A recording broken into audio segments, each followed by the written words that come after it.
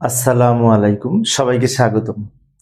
প্রিয় শিক্ষার্থী বন্ধুরা, আজকে আমি এইচএসসি আইসিটি বিষয়ের এইচটিএমএল সম্পর্কিত চতুর্থ অধ্যায়ের এসএসসি টেস্ট পরীক্ষায় ময়মনসিংহ গার্লস ক্যাডেট কলেজে যে প্রশ্নটি এসেছিল সৃজনশীল ওয়েব ডিজাইন সম্পর্কিত, ওই প্রশ্নের এইচটিএমএল কোড কিভাবে লিখতে হয়, এইচটিএমএল ট্যাগ কিভাবে লিখতে হয়, সহজভাবে আমি আলোচনা করার চেষ্টা করব। কিছু শিক্ষার্থী আমাকে অনুরোধ করেছিল এই ক্লাসগুলি নেওয়ার জন্য, বিশেষ করে টেস্ট পরীক্ষার প্রশ্নের সলিউশন করে দেওয়ার জন্য। তো আমি মূলত এইচটিএমএল এর সিরিজ ভিডিও বানাচ্ছি। এটার পরে এই আবার সি প্রোগ্রামের যে সমস্ত এবং সংখ্যা পদ্ধতি ও লজিক গেট সম্পর্কিত যে সমস্ত প্রশ্নগুলি আছে টেস্ট পরীক্ষার, ওইগুলি সমাধান করে দেওয়ার চেষ্টা করবো ইনশাল্লাহ। তো আলোচনায় আছি আমি মোহাম্মদ সিরাজুল ইসলাম। প্রথমে আমরা উদ্দীপকের চিত্রটা দেখিনি। এই যে উদ্দীপকের চিত্রটা আমি উপস্থাপন করেছি, এখানে জিএন পান্ডা নামে একটি এই টেবিলের এইখানে যেটি লেখা আছে, একটা দুইটা সেল একসাথে করেছে।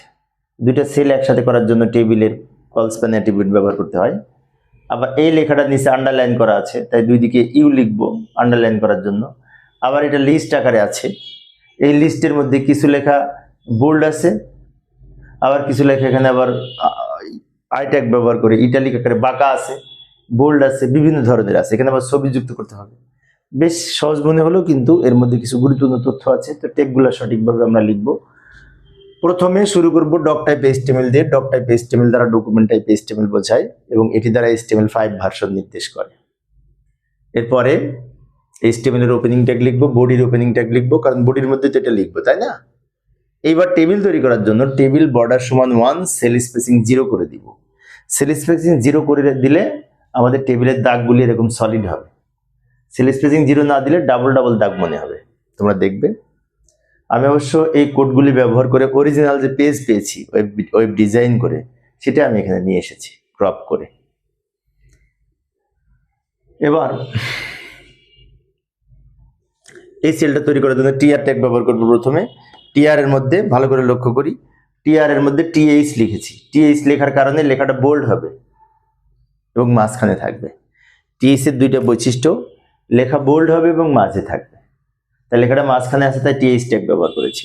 এবং টিএইচ কে কলস্প্যান সমান 2 দিয়েছি। কলস্প্যান অ্যাট্রিবিউট ব্যবহার করেছি কারণ এই দুটো কলাম এক করেছে, সেজন্য দুইটা কলাম মিলে একটা কলাম হয়েছে না, তাই কলস্প্যান সমান 2 লিখেছি। এখন অনেক শিক্ষার্থীকে অ্যালাইন সমান সেন্টার লিখতে পারে মাঝে নেওয়ার জন্য, কিন্তু একটি বিষয় বলে রাখি, এই টিএইচ এমনিতেই মাঝখানে নিয়ে নেয়, তাই টিএইচ কে এই আলাদা করে করা লাগে না।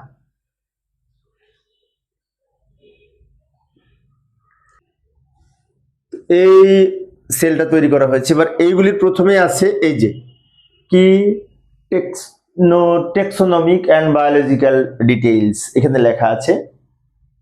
এটার দুইটা বৈশিষ্ট্য, একটা বোল্ড করা আছে, দুই দিকে বি ট্যাগ লিখবো, এবং নিচে আন্ডারলাইন করা আছে। দুই দিকে বি ট্যাগ লিখবো, তার মধ্যে আবার ইউ লিখবো আন্ডারলাইন করার জন্য, আর বোল্ড করার জন্য বি ট্যাগ লিখবো। এই যে লক্ষ্য করি, টিআর ওপেন টিডি দিয়ে এই সেলটা তৈরি করব। এরপরে এই যে বি ওপেন করব, তারপরে ভালো করে লক্ষ্য করি বি ওপেন বি ক্লোজ, ফলে কি বোল্ড হবে। দুই বি এর মাঝখানে আবার ইউ ওপেন ইউ ক্লোজ, মানে আন্ডারলাইন হবে। তার মাঝে লিখবে এই লেখাটা। এই লেখার দুই পাশে ইউ লিখেছি, তার দুই পাশে আবার বি লিখেছি বোল্ড করার জন্য, কারণ লেখাটা কিন্তু বোল্ড আছে, ডিপ আছে। এরপরে আমাদের লিস্ট তৈরি করতে হবে। লিস্ট তৈরি করার জন্য এখানে বুলেট প্রতীক দেওয়া আছে, ডিস্ক প্রতীক দেওয়া আছে, তার মানে কি আনঅর্ডার লিস্ট তৈরি করব। আনঅর্ডার লিস্ট তৈরি করার জন্য ইউএল ট্যাগ ব্যবহার করতে হয়। তো আমি পরের পেজে যাই, এই যে ইউএল দিলে অটোমেটিক এরকম ডিস্ক হবে, টাইপ দেওয়া লাগবে না। টাইপ ডিস্ক দিলেও হতো, সমস্যা নেই। এরপরে কি করব, এলআই লিখে এই লেখাটা সম্পূর্ণ লিখব, তারপরে আবার এলআই ক্লোজ করব। কিন্তু একটা কথা আছে, এই যে পাশাপাশি লেখা দেখছি দুটো দুই ধরনের, প্রথমটি বোল্ড, পরেরটি হচ্ছে বাঁকা বাঁকা মানে ইটালিক। সেই জন্য এই সায়েন্টিফিক নেমের দুই পাশে বি লিখেছি, বি লিখলে এরকম বোল্ড হবে। আর এই যে এইখানে যে লেখাটা আছে ওটা দুই পাশে আই লিখবো, আই লিখলে এরকম ইটা বাঁকা বাঁকা হবে। তারপরে এলআই ক্লোজ করব।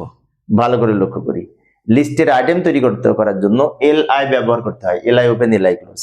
এলআই ওপেন এলআই ক্লোজের মধ্যে তো এই লাইনটা লিখবো, তাই না? কিন্তু এই লাইনের মধ্যে আবার দুইটা অংশ আছে। এই অংশটা কি করা? বোল্ড করা, তাই বি লিখেছে দুই পাশে। এইটা আবার কি? বাঁকা বাঁকা, তাই আই লিখেছে দুই পাশে। আই ইটালিক হলো। আবার এলআই ওপেন করব, এলআই ওপেন করে এই যে এইটা লিখবো, এই যে ফ্যামিলির দুই পাশে আবার বি ট্যাগ ব্যবহার করব, কারণ বোল্ড করা আছে। এবং এই যে এইটার দুই পাশে আবার এটা নর্মাল লিখবো, লিখে এলআই লিখবো, এটা ঝামেলা নাই। এটা দুই পাশের কিছু লিখবো না, এমনি নর্মাল লিখে এলআই লিখবো। সবগুলো এক লাইনে লিখতে পারলে ভালো হতো, জায়গা নাই, সেজন্য আমি আলাদা করে লিখছি। আবার এলআই, তারপরে অর্ডারের দুই পাশে বি লিখবো, কারণ অর্ডারটা হচ্ছে বোল্ড করা। এবং এটা নর্মাল লিখবো, এটার দুই পাশে কিছু লিখবো না। তারপর এলআই ক্লোজ করব। আবার এলআই ওপেন, এটার দুই পাশে বি লিখবো, কারণ এটা বোল্ড করা, এটা নর্মাল লিখবো।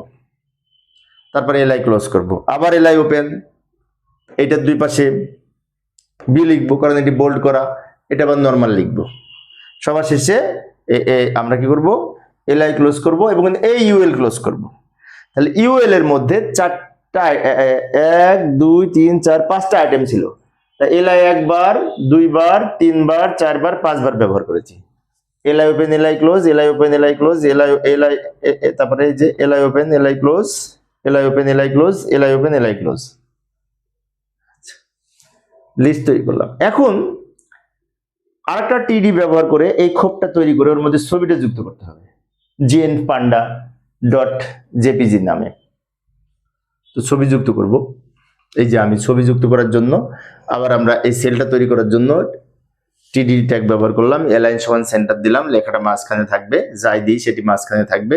ছবি যুক্ত করার জন্য IMGSRC সমান ছবির নাম, এবং ছবির উইড হাইট আমরা না দিলেও পারি, না দিলেও পারি। অল্টার ট্যাগ ব্যবহার করে GnPanda লিখে দিলাম। এটা লেখার কারণে এই লেখাটা এখানে দেখা যাবে। তারপরে টিডি ক্লোজ করব, টিআর ক্লোজ করব, টেবিল ক্লোজ করব, HTML ক্লোজ করব সবার শেষে, এবং বডি ক্লোজ করব, HTML ক্লোজ করব সবার শেষে। টেবিল যদি আমরা আঁকি তো শেষে 3টা ট্যাগ ক্লোজ করতে হয়, টেবিল ক্লোজ, বডি ক্লোজ এবং HTML ক্লোজ। এইভাবে আমরা এই ধরনের ওয়েব পেজ তৈরি করতে পারি। তো প্রিয় শিক্ষার্থী বন্ধুরা, শিক্ষার্থীদের অনুরোধে আমি ক্লাসগুলি পরিচালনা করি যাতে শিক্ষার্থীদের সুবিধা হয়। পরের ক্লাসটি দেখার আমন্ত্রণ রইল।